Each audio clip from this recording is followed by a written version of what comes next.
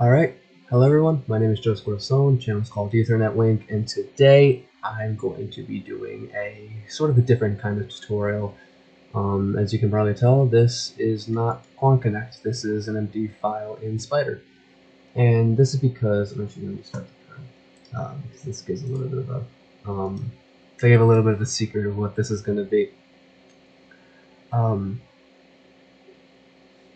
How do I say this? I made a blockchain, a shell of a blockchain. It mimics how one acts. It gets the data, hashes everything, signs the transactions, gives mining rewards, pins it all to a chain, and just has all the attributes that a blockchain does. And I did this really early on when I was learning how to code, just to do something pretty much and learn more about blockchains. This was when Bitcoin was above 50,000.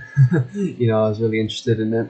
And so it led me to try and make one in Python. And I found a few videos on YouTube. I think Simply Explained has a really great series doing it in JavaScript. But I don't like VS Code, I'll say it. And so doing that, VS Code, I was new to it. It bothered me. And so when I got a little bit more seasoned, I tried to do it again in Python. And I ended up making this, and I believe it's pretty good. It's on GitHub. I'm going to link the GitHub repository into the description. But I'm also going to go and code it with you guys. So I'm going to write all the code, and you guys can watch along with me and cook it up yourselves in different files. And if someone makes it work in VS Code, let me know, because I'm doing it in Spider because VS Code has just annoyed me from day one. So here we are. So we have a total of 11 functions to make. They'll all be inside one class.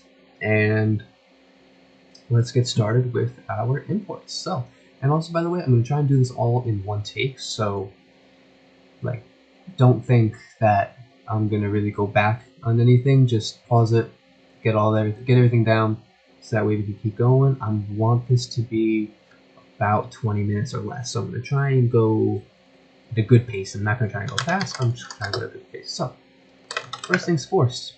First things first. All of our imports. So we're going to import time. We're going to import string. Import random. Import. Spell it right. Import hashlib and import edcsa. That's not how you spell it. ECDSA. There we go. All right. Now, this is all going to be put inside of one class. I'm going to call the class BlockChain. It would kind of make a little bit more sense for me to call this class just block, but that's all right. And I'm going to copy and paste my init function. And this is because I recorded this video 4 times, and I'm just going to explain what everything is instead of going through and typing this for the 6th time, or 5th or 6th time, however many times I said. Alright, so take your time, pause, do whatever you gotta do to get this down, but here is the explanation for everything. So the index is what number block it is on the chain. So however long the chain is, the index of the block will be that length. So let's say there's 10 blocks in your list and you make a new one, the next one has the index of 11. Alright? The time is the time the block was created. The hash is the hash of the block. The previous hash is the hash of the block before it. The transaction is the transaction. The hash of the transaction is the hash of the transaction. From address is the from address. The to address is the to address. The quantity is the quantity. The balance is the balance. The difficulty is, you could initialize that for 2, but it doesn't matter, or whatever you want it to be. But the difficulty is how many zeros will be in front of the hash, and the nonce value is what gets updated every time you try. And we're going to store all these blocks in the chain list, and we're going to store all the transactions in the transactions list. Okay, I'm not too sure if that's necessary with the changes I made. Maybe we don't use it. Maybe I have to learn another thing. Alright. But first things first, we're going to make the first function.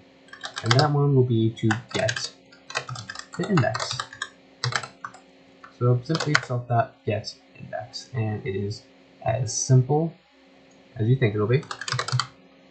Self.get index equals len self.chain, and we need to return the string version of that. So we're going to say self.index equals str self.index with a capital I, just like the other ones, and then we're going to return that. Alright, just that. There we go. 1 out of 11 done. The next one is honestly just as easy. Pretty much same thing, but we're doing that with the time. So df get time self time equals time and time equals the string version.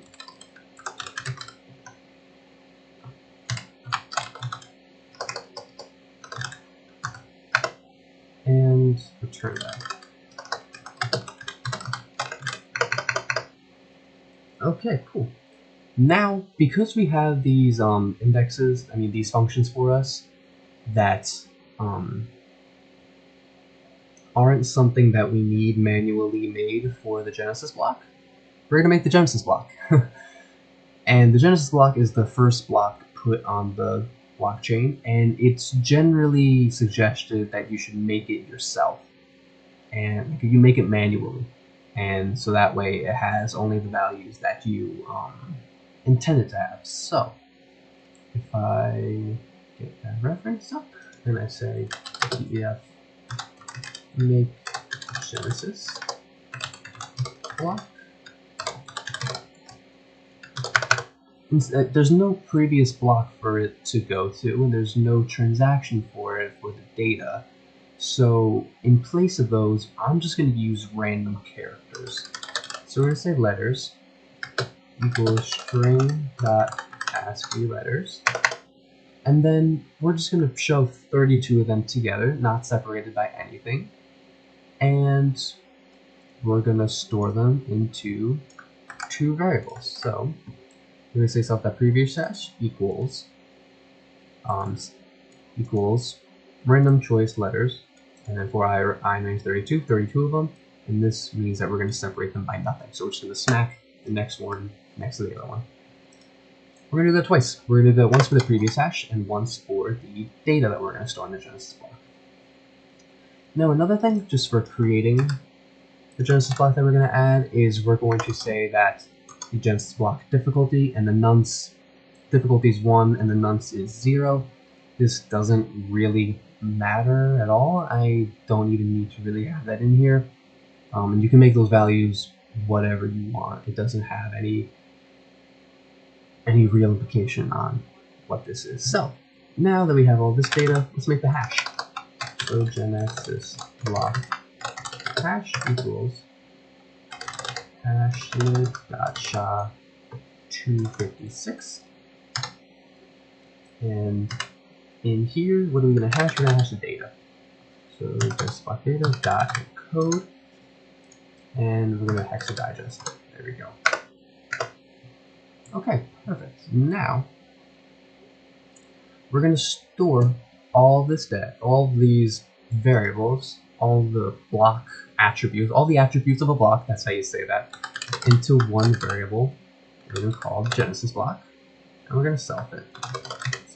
Genesis block equals, and it's of type blockchain, has all the attributes of it, and I just did that so you guys can see. I'm going to copy and paste something and explain it all for you guys.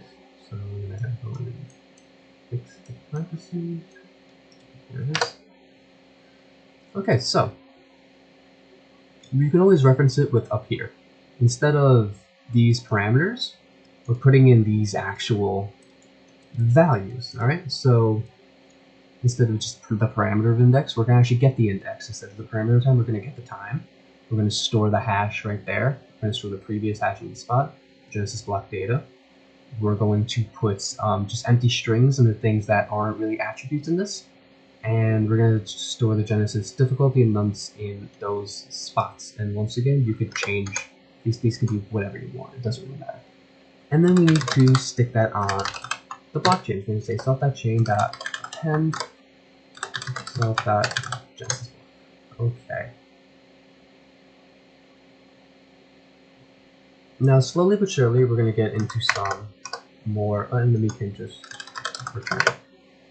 Alright, and now slowly but surely, we're going to get into a lot more complicated functions, and those are coming up. The next few are still pretty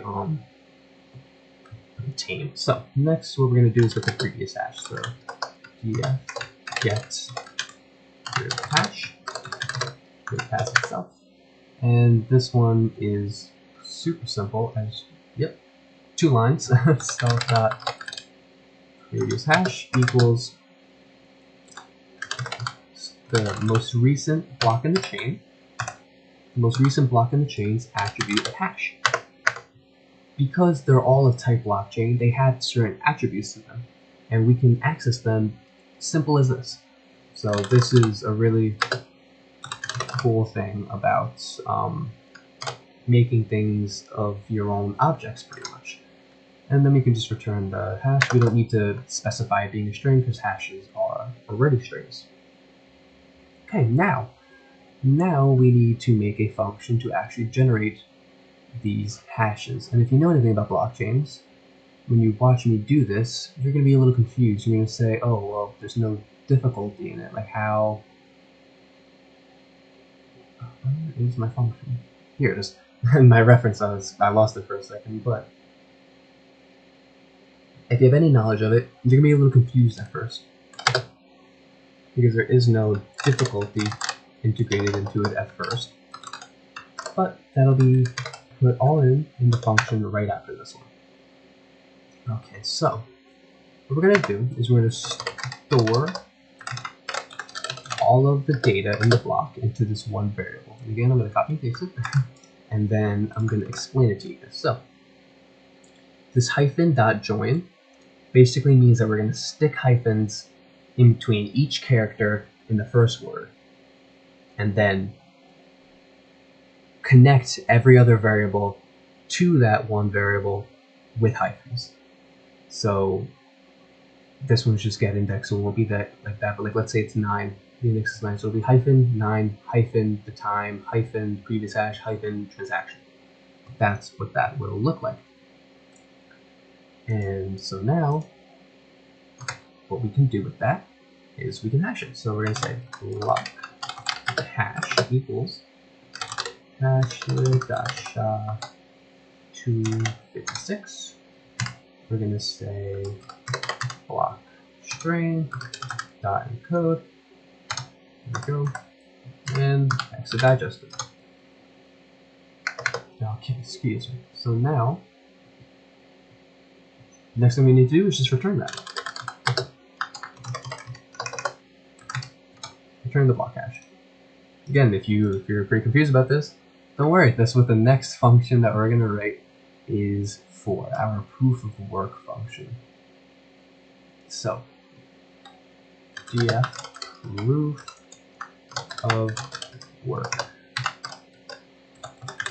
Pass itself. And now what we're going to do is we're going to specify the difficulty that we just set to the parameter up there. We could, you know what, we're gonna let's it's gonna look crazy. Let's specify it up here. Let's make it 3 for this one. In my example it's 2, but it doesn't matter. So let's make it 3. So we're gonna say self.hash equals self.getHash. Get hash, there we go. And then we're gonna say while not self.hash. And remember it's a string, starts with, and we can say 0.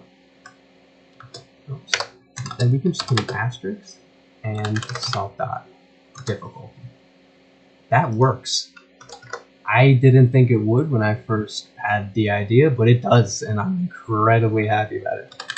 So while it doesn't, we're going to keep on adding 1 self.nonce, and we're going to keep on changing what self.hashes until it abides by our difficulty. Alright, perfect. And then we can just return it, because after we get in this loop, We're gonna go through, we're gonna satisfy our condition, and bam, we're just gonna ignore all that code, and then we're gonna return with self.hashes. Okay, cool. So now the next function that we can make is our getData function. And that one is just a lot of typing, but it's not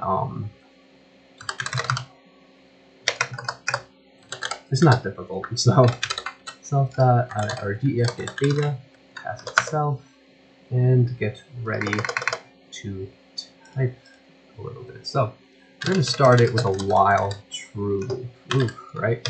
Infinite loops to start it off. So what do we need to do? We want to get an answer. So again, I'm going to copy and paste it, because once I start typing and trying to explain things, it all falls apart. So we're going to get an answer, and it's going to be conditional. So we're going to have the user either store 1, 2, or 3 into this answer. And so let's see this is done. All right, there we go. And so now we need to satisfy our conditions. So if our answer is 1, what are we going to do? We're going to say, I'll type this one out with you guys. We're going to say self.from address equals input enter who you are sending to. Alright, self.toAddress. No, enter who you're. Yeah, see, this is why. You can put this down here, but we need a different one for from address. So for to address, input enter who we are sending to. For the from address, we're gonna input something, and I'm gonna copy and paste this one so that way I can explain it simply. Okay, so enter address to send from, my address, or your address. What does that mean? And the idea that I really have for it is that this would kind of be like your verification to send your own money somewhere. So maybe on your iPhone, when you're going to send money anywhere, like let's say Venmo, and you're going to send money to your buddy because you got you a pack of cigarettes or something, and you're going to say thank you, so you're going to send them some money for it, and before you click send, and just to make sure that it's you doing the transaction, maybe you have to enter in a password, maybe you have to get your Face ID, maybe you scan your thumb. You know what I mean? That was the idea behind that. Of course, it's just what it is right now because this is just Python code that doesn't actually do anything yet. But the concept of it is, I think, a good one. Next, we need to specify the quantity. So we're going to input, and the prompt is going to be enter quantity of transaction. Okay, and that is all we need to do if our answer equals 1. So now, what we're going to do is we're just going to copy and paste this. And we're going to change that to 2. And I'm going to take a sip of water. Okay. Now for the to condition, we're going to need to enter the address we are accepting from. So now, let's go back to the previous example I had when you're Venmoing your buddy because Venmoing your buddy back some money because he bought you something. So maybe you text him, yo, I'm about to send you the money. You send it, you put in your password, it's verified. He then has to put in his password or scan his face or thumb or whatever to then accept it. And only as soon as he does that, it'll then get taken out of your account and put into his. That's the idea for it. And even in that scenario, you would then have to do it again. So back to it, and then you would have to enter the quantity of the transaction. So paying your buddy back. The person who is sending the money specifies the amount, specifies his the contact he's sending it to. Click send, enters his password. Cool. Guy who's getting the money enters the same contact that he's accepting from, enters his password, and verifies the quantity. Only when all those things are satisfied will they see their money. Will they see their money move to where they want? And if the answer is 3, then we can just exit. Alright, I recorded this a few times, so I might need to check a few times. Alright, so next what we need to do is store the transaction into one variable. So again, I'm just going to copy and paste it. So again, we're going to use this join function. So we're going to join the from address, the to address, and the quantity. So in this case scenario, let's say the contact of your phone is your mom. So the from address is your mom. And you have your contact as mom. So it'll be -m, -o, -m, well, not really in this scenario. Let's say you're accepting money from your mom. So the from address will be -m, -o, -m, your address because you're accepting it. You're the to address. So in my case, it'd be Joe. And then the quantity. So maybe $20 or something like that. Alright, so now what we're going to do is we're just going to append this self.transaction to a list of transactions. So self.transaction transactions list dot append. Yeah, there we go. Self.transaction. Okay, cool. Now we need to do some handling for the balance because when you're sending money, obviously you're not going to have that money in there anymore. So we're going to say if self.from address, and this is sort of why I prompted them to use this beforehand because it comes in handy here. So if self.from address equals my address, meaning that you are sending it, we're going to decrease your balance. So self.balance equals self.balance, I can spell it right, minus self.quants. And the exact opposite for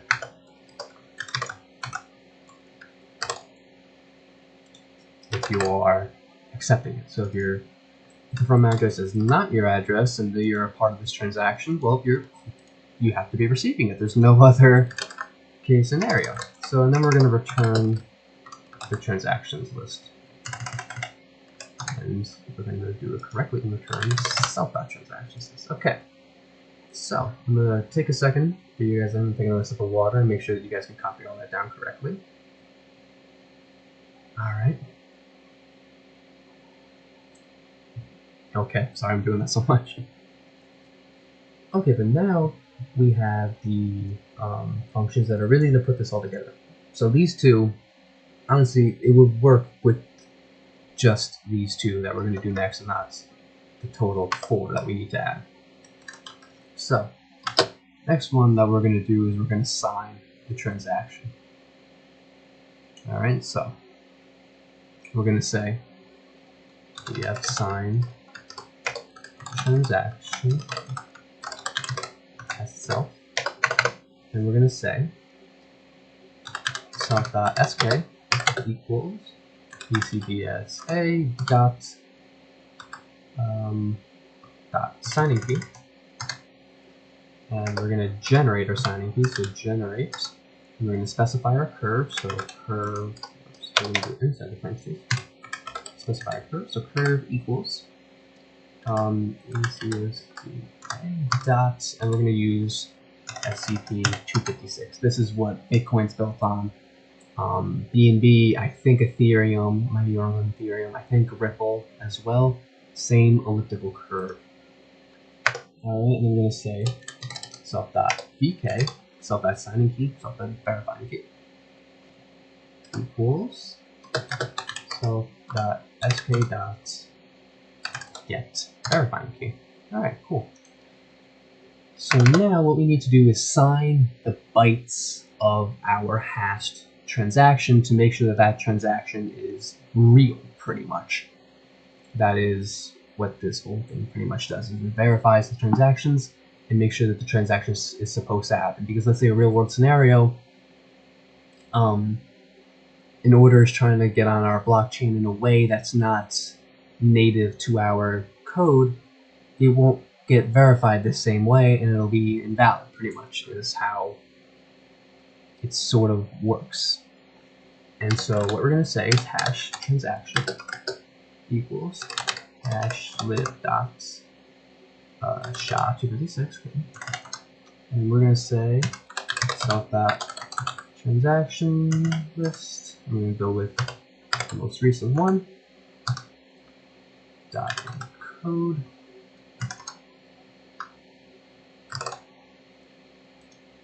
And then, of course, going to hexadigest it. Dot hexadigest. All right, and then we're going to say the bytes of the hash. Bytes of the hash transaction equals bytes hash tx comma utf dash e. All right, and now we need to sign that. So we're going to store the signature in self.sig, and we're going to say equals self.sk dot sign. We're going to sign the bytes. Bytes.hash. Bytes underscore hash tx. And then what we're going to do is we're going to return. It's going to seem a little counterintuitive, but believe me, we're going to return bytes hash tx. And now the reason that we're going to do this is, well, you're going to see it right in this next function that we're about to build called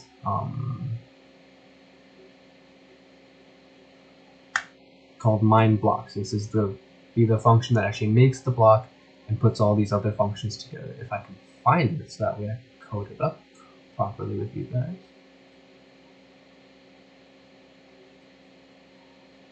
Oh, come on, I have to control F it.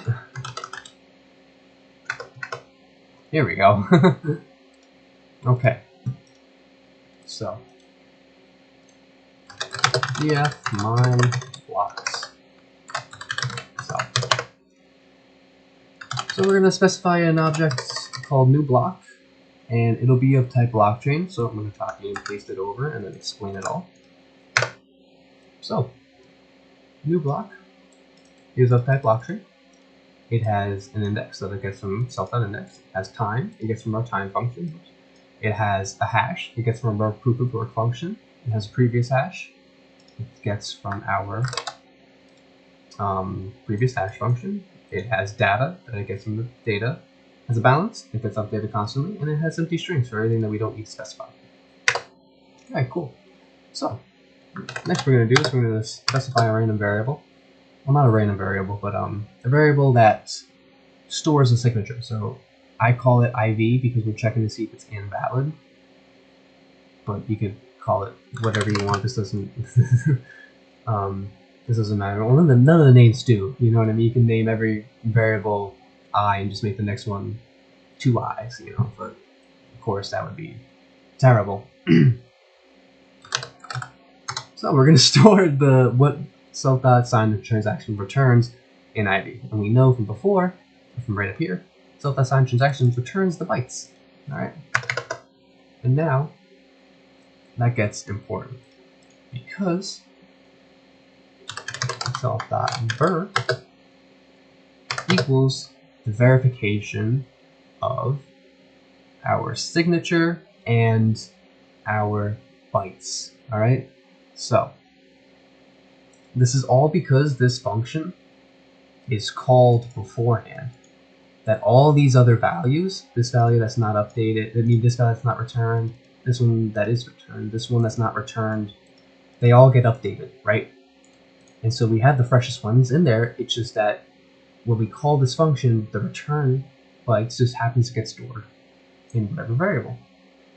So we can still verify it in an elegant way. So we can say self.vk, because that still exists, verify and our signature and our data. So we can grab the signature because it's the newest one because we ran it already, and we can grab the data, that's IV, because we ran it already, and there we go. There's our conditional. So we can say, let's make it make an if self.ver is false. We have a bad signature. Boom, right there, raise exception, bad signature.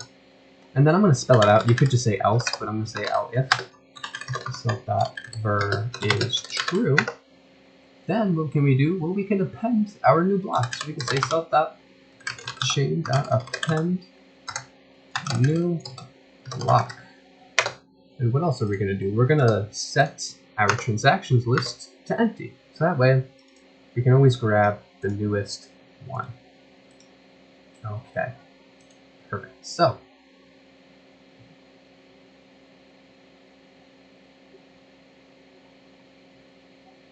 I was trying to think. Yep, still it works the way I'm thinking. I just thought of a scenario, but it works out. We're also going to initialize this list back to empty. So that way, for right here, we always get. It's always a short list, pretty much, and we can always get the most recent one. So yeah, there we go. And now just for us as coders, as debuggers, as little investigators in our programs and how they actually run. We're going to print our signature. We're going to print our bytes, and we're also going to print self.ver. So what we should see is some mumbo jumbo and then the word true. All right, and then we can just return. Now what we're going to do is make a mining rewards function, just because we're going to say true to blockchains, mining rewards exists. So we're going to add it. This is in a bit of a weird way, because I'm just using the chain to do chain things, you mine it, but okay, that's fine. So I'm going to say this is for you, so if self.from address. So this is basically saying if you just sent coins, if you just did something on the, if you just mined the block, then you did that in the way of sending coins. We're going to give you 10 points, so self.balance. And we're going to add a colon because I'm going to make it work. Self.balance equals float. Self.balance plus 10. So you send coins, you use the blockchain, you mine a block in the chain, you get 10 coins back. And then we're going to say elif self.from address is not equal to my address, but all right, then we're going to say self.to address equals to my address. Okay, yep. See, this is why we have the reference. So self.to address is your address. Then what we're going to do, yeah, we'll give you 5 because you just got coins. We don't gotta pepper you up too much. All right. So now what we're going to do is we're just going to display the chain. This is totally optional, so I'm just going to leave it right there. So what we do is we print the length of the chain. Index is index, hash is the hash, transaction is the transaction, balance, previous hash, yada yada yada. Okay, now we want to run this. So we're going to say if name equals name, because we want to separate all this from our class. We're going to store our blockchain object in B. We're going to say B equals blockchain. We're going to set further default parameters. We're going to pass everything. We're just going to set it as empty strings because everything will do the work for us later on, basically. So next, we're going to say b.make genesis block. So that way we have our chain started up, basically. Then we're going to say while true so we can get some user input. I'm going to say ans equals inputs. And I'm just going to leave it nice and crude. 1 for do, 2 for don't, 3 for end, we'll say. Okay, so now what else do we want to do? We want to say if and equals 1. We want to mine blocks. We want to get our mining rewards, and we want to display it.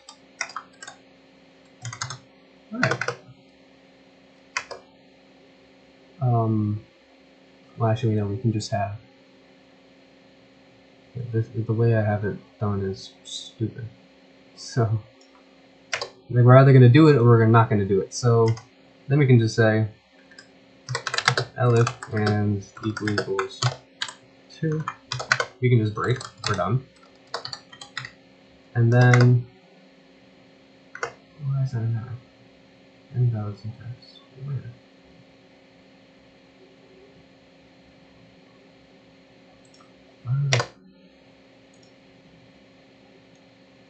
I didn't have that like that. That's funny. Alright, I don't know why I did it like that. So we're going to say we're going to specify if ans equals 1, if it equals 2. If it's none of those, we're going to say we're just going to say enter the right number. Enter correct number. Alright.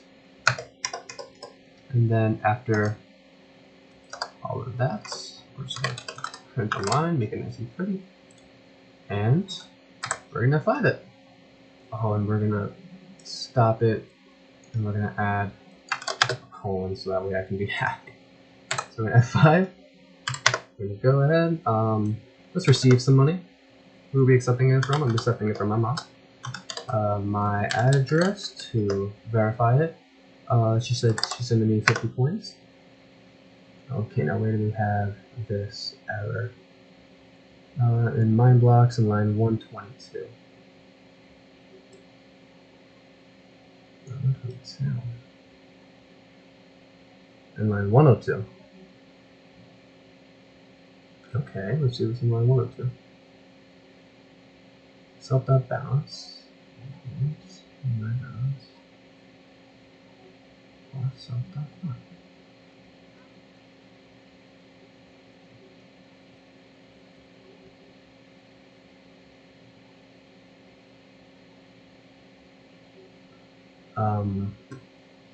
I'm not too sure why that's doing that. Line 102. Okay, well this is why I do it in all in one take, so that way if there's an issue, I can fix it with you guys. It says one's a string, one's an int. The only way I can see that changes if I do this. Okay, now it's true. So what I did right there is I specified the input to be integers, not strings. So enter address we're accepting from my address 50. Yep, there we go. That was all we needed to do. So there we go. Specify it as int input, and there you have it. Now you made something that mimics a blockchain. And so we'll go through and we'll do it a few times. And I'm gonna explain the everything to you guys. So let's run this a few times, and we're gonna go through.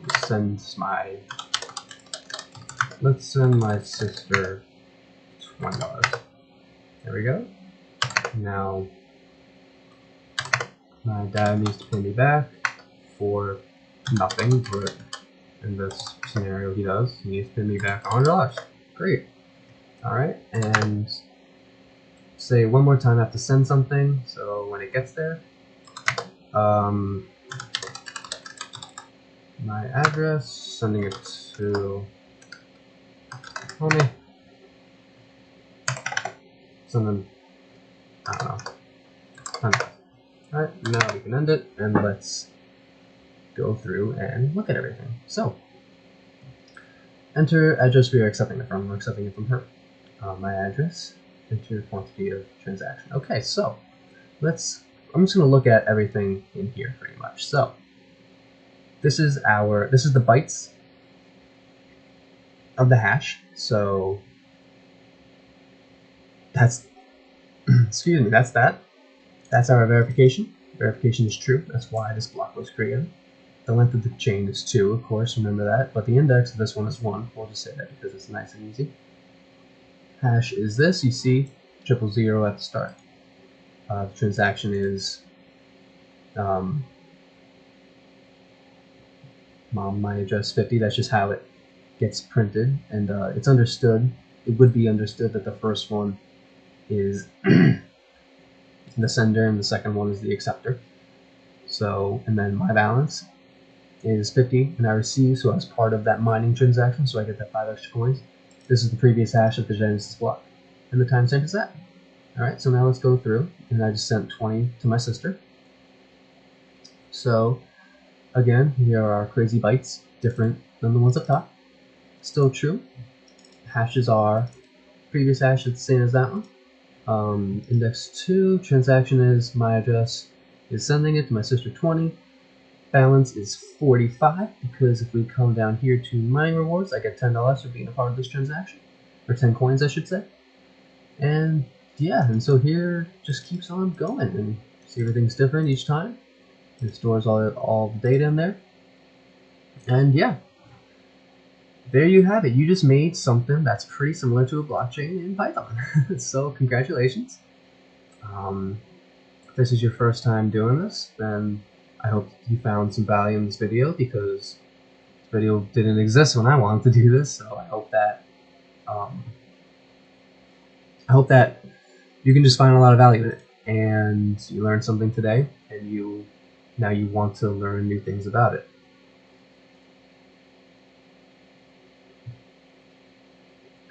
This code's already free on GitHub. I'm gonna upload. I changed some things about it. I have 3 versions of this blockchain on GitHub, so I'm going to update it again because I changed something new in this one as I was recording it as well. So, yeah, but the whole idea around this, and the whole idea I had with blockchain, was I want to be an algorithmic trader now. So if one of you guys can figure this out, just give me credit, alright? Just give me some credit, give me a free account, some free coins, you know, vacations in Cabo, whatever. But the idea I had was pretty much blockchain for communications, and so let's say you have a messenger app, iMessage, let's say, or no, that's not a good one because it wouldn't be practical for consumers. Let's say military application, right? You want your messages to be really secure if you're military. So let's say, I don't know names. Let's say the vice president of the Pentagon needs to text Speaker of the House. I don't know, making this up. I don't even know if the Pentagon has a vice president. Would that make sense? So that's why I said it. You don't want anyone to see that, right? So, and you don't want anyone to see it, and you don't want anyone to be able to tamper with it. You want to know if it's tampered with. So what do? You store your messages on a blockchain. And also, you guys are in positions of power. Instead of using whatever traditional method of sending money that they use, they could just use this. You know what I mean? Why use Swift that takes days when you could use Ripple that takes seconds, right? Why use Swift that takes days when you could use my thing that takes however long it would take if I make a cryptocurrency, you know? So that's pretty much the idea I have for it.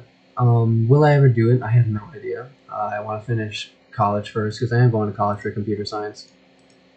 So like it is applicable.